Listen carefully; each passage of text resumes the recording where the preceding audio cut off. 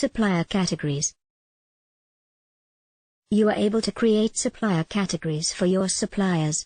You can use categories to group your supplier accounts for reporting purposes, since supplier reports can be printed per category. For example, you can create supplier categories as geographical area-wise. You can create supplier categories as product-wise. This can be useful for tracking purchases in a particular product, to a particular group of suppliers.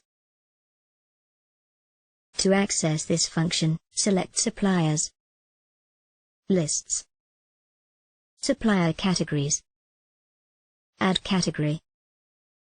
If you want to create a new category, click on the Add Category button. Enter the name of the category.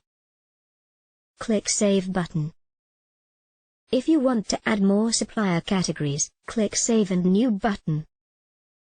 After you create supplier categories, you can view the list of supplier categories. You can sort supplier categories by description. By clicking Action button, you can edit or delete supplier category. If you already linked supplier category to supplier, you cannot delete the supplier category. After you create supplier categories, you can link supplier category to supplier.